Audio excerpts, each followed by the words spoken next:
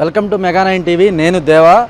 గత 8 రోజుల నుంచి కనుక అంటే నాగర్ కర్నూలు జిల్లా ఆమరాబాద్ మండలం దోమలపేట సమీపంలోని ఎస్ఎల్బీసీ టన్నల్లో గత 8 రోజుల క్రితం అంటే దాదాపు గత శనివారం రోజు అయితే మాత్రం ఉదయం 7:30 గంటలకు ఎస్ఎల్బీసీ టన్నల్లో 14వ కిలోమీటర్ వద్ద అయితే ఘోర ప్రమాదం చోటు చేసుకున్న విషయం అయితే అందరికీ తెలిసిందే. అంటే 14వ కిలోమీటర్ వద్ద దాదాపు 8 మంది అంటే 6 అయితే కార్మికులు, 2 అయితే ఇంజనీర్లు, 8 మంది పనుల్లో నిమగ్నమై ఉండగా ఒక్కసారిగా పైకప్పు కూలి వారి మీద పడడంతో ఘోర ప్రమాదం చోటు చేసుకుందనే చెప్పాలి. ఈ ప్రమాదంలో 8 మంది కనుక చిక్కుకున్నారు. అంటే 32 మందిని లోకో ట్రైన్ ద్వారా కూడా సొరంగం నుంచి బయటికి పంపించి రక్షించినట్లు మనకు అందుతున్న సమాచారం. కానీ 8 మంది మాత్రం ఆ సొరంగంలో చిక్కుకుపోవడంతో దాదాపు 8 రోజుల నుంచి వారి కోసం రెస్క్యూ టీం బృందాలు అంటే ఎస్డీఆర్ఎఫ్, ఎన్డీఆర్ఎఫ్, అలాగే GHMC, HYDRAA, navy, army, rat hole miners అయితేనేమి, అలాగే అత్యాధునిక సాంకేతిక పరిజ్ఞానంతో అంటే జీపీఆర్ అయితేనేమి, వీటన్నిటి సహాయంతో గత 8 రోజుల నుంచి కూడా రెస్క్యూ బృందాలు అయితే వారి ఆచూకీ కోసం ముమ్మరంగా తీవ్రంగా ప్రయత్నాలు చేస్తున్నాయని చెప్పాలి. తాజాగా అంటే నిన్న అంటే శుక్రవారం రోజైతే మాత్రం 8 మంది కూడా సజీవ సమాధి అయినట్లు కూడా కొంత నిర్ధారణ అయితే అయినట్లు సమాచారం. అంటే సజీవ సమాధి అంటే దాదాపు వారు కూరుకుపోయిన రెండో రోజు నుంచి కూడా వారి మీద ఆశలు అయితే సన్నగిల్లాయనే చెప్పాలి. అంటే వారిని రక్షించడానికి వెళుతున్న అటువైపు రెస్క్యూ సిబ్బంది అయితేనేమి, మరోవైపు జిహెచ్ఎంసీ సిబ్బంది అయితేనేమి, ఎస్డీఆర్ఎఫ్ నుంచి 120 మంది, ఎన్డీఆర్ఎఫ్ నుంచి 130 మంది, హైడ్రా నుంచి 124 మంది, జిహెచ్ఎంసీ నుంచి 24 మంది, వీరందరూ కూడా లోకో ట్రైన్ ద్వారా కూడా సొరంగంలోకి ప్రవేశిస్తుండగా 13వ కిలోమీటర్ వద్దకు వెళ్ళగానే వారికి ఆక్సిజన్ అందకపోవడంతో తిరిగి బయటకు వచ్చే ప్రయత్నాలు కూడా చాలా వరకు జరిగాయి. అనంతరం గ్యాస్ అంటే ఆక్సిజన్ సిలిండర్ల ద్వారా కూడా లోపలికి వెళ్ళే ప్రయత్నాలు అయితే చేశారు.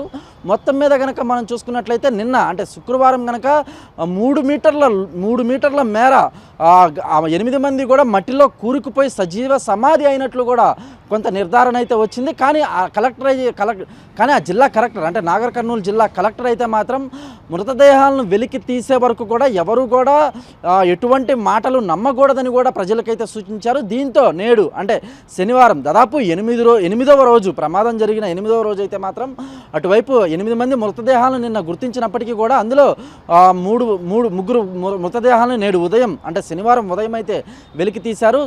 దీంతో కొంతసేపటి క్రితమే ఉస్మానియా వైద్య బృందం కూడా ఆ సొరంగం అంటే ఎస్ఎల్బీసీ టన్నల్ వద్దకైతే చేరుకుంది. వీరితో పాటు అలాగే మంత్రి జూపల్లి కృష్ణారావు అయితేనేమి, ఉత్తమ్ కుమార్ రెడ్డి అయితేనేమి, అక్కడ ఉన్న పోలీస్ యంత్రాంగము, సాంకేతిక పరిజ్ఞాన బృందం, అలాగే ఆ డిఎన్ఏ టెస్ట్ చేసే వాళ్ళు అయితేనేమి అంటే మట్టిలో కూరుకుపోయినప్పటికీ 8 రోజుల నుంచి కూడా మట్టిలో ఉన్నప్పటికీ కూడా వారు గుర్తుపట్టలేనంతగా ఆకారాలు ఉంటాయని గ్రహించడంతో అంటే అనుమానంతో వారికి డిఎన్ఏ టెస్టులు నిర్వహించే వారి కుటుంబ సభ్యులకు పార్థివ దేహాలను అందజేయనున్నట్లు కూడా మనకు అందుతున్న సమాచారం. దీంతో ఉదయం నుంచి కూడా అక్కడ కొంత ఉద్రిక్తత వాతావరణం నెలకొందని చెప్పాలి. అంటే 8 మంది చిక్కుకుపోయారని వారు ఎవరో ఒకరైనా సరే బ్రతికి బట్టగడతారనే ఆ చిగురు టాసతోనే 8 రోజుల నుంచి కూడా వారి బంధువులైతేనేమి, అలాగే ప్రభుత్వ యంత్రాంగం అయితేనేమి, వీరందరూ కూడా అక్కడైతే కనుక 8 రోజుల నుంచి కూడా ముమ్మరంగా ప్రయత్నాలు అయితే కొనసాగించారు. కానీ ఆ మట్టిలో 3 మీటర్ల మేర సజీవ సమాధి అయినట్టు కూడా 7వ రోజు అంటే నిన్న శుక్రవారం అయితే గుర్తించారు. దీంతో మృతుల కుటుంబాలు అయితే మాత్రం శోక సంద్రంలో మునిగిపోయాయనే చెప్పాలి. వీరందరూ కూడా ఎస్ఎల్బీసీ టన్నల్ వద్దకు చేరుకొని వారి పార్థివ దేహాలను అంటే ఆ మృతుల పార్థివ దేహాలను వారికి అప్పగించాలని కూడా అక్కడైతే రోధిస్తున్నట్లు మనకు అందుతున్న సమాచారం. ఈరోజు సాయంత్రం లోపు అంటే శనివారం సాయంత్రం లోపు అయితే కనుక మాత్రం ఈ రెస్క్యూ టీం అంతా కూడా ఈ ప్రక్రియ అంతా పూర్తయ్యే అవకాశం ఉన్నట్లు కూడా మనకు అందుతున్న సమాచారం. కాకపోతే ఇప్పటికే ఉస్మానియా వైద్య బృందం అయితేనేమి, అలాగే మంత్రులు ఉత్తమ్ కుమార్ రెడ్డి అయితేనేమి, జూపల్లి కృష్ణారావు అయితేనేమి, పోలీస్ యంత్రాంగం అయితేనేమి, జిహెచ్ఎంసీ, ఎస్డీఆర్ఎఫ్, ఎన్డీఆర్ఎఫ్, జీపీఆర్ అత్యాధునిక సాంకేతిక పరిజ్ఞానంతో ఈ మట్టిలో కూరుకుపోయిన 3 మీటర్ల మేర కూరుకుపోయిన మృతదేహాలను వెలికితీసే ప్రయత్నం అయితే చేస్తున్నారు. నిన్న 5 మృతదేహాలను గుర్తించారు. వారిలో ఈరోజు ఉదయం అయితే 3 మృతదేహాలను వెలికి తీసినట్లు కూడా మనకు అందుతున్న సమాచారం. మిగతా వారి కోసం కూడా గాలింపు చర్యలు అయితే చేపట్టారు.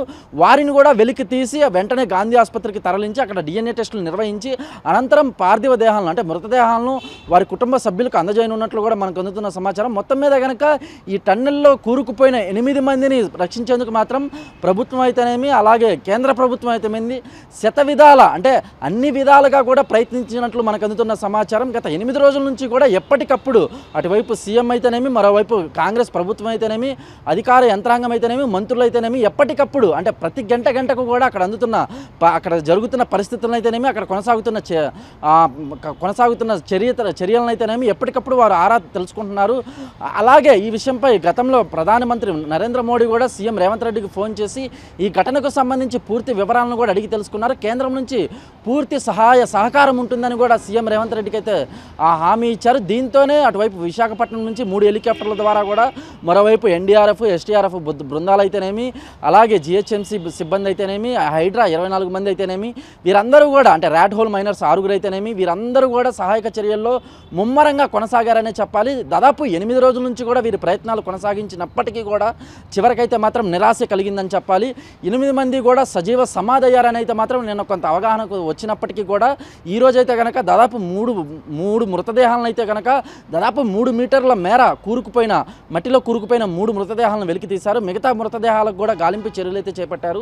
ఈరోజు సాయంత్రం అంటే శనివారం సాయంత్రం లోపు ఈ రెస్క్యూ టీమ్ ఆ మిగతా 8 మందిలో 3 మృతదేహాలను వెలికి తీయగా మిగతా 5 మృతదేహాలను కూడా సాయంత్రం లోపు వెలికి తీసి అంటే 8 రోజుల నుంచి వారు మట్టిలో కూరుకుపోయినప్పటికీ కూడా వారు గుర్తుపట్టలేనంతగా ఉన్నారనే అనుమానంతోనే అటువైపు ఉస్మానియా వైద్య బృందం అయితేనేమి, ఇటువైపు మంత్రులు అయితేనేమి అక్కడికి చేరుకున్నారు. వారిని వెంటనే గాంధీ ఆసుపత్రికి తరలించి వారికి DNA టెస్ట్ చేసి అనంతరం వారి కుటుంబ సభ్యులకైతే వారి మృతదేహాలను అందచేయనున్నట్లు మనకు అందుతున్న సమాచారం. రానాతో దేవా, మెగా 9 టీవీ, హైదరాబాద్.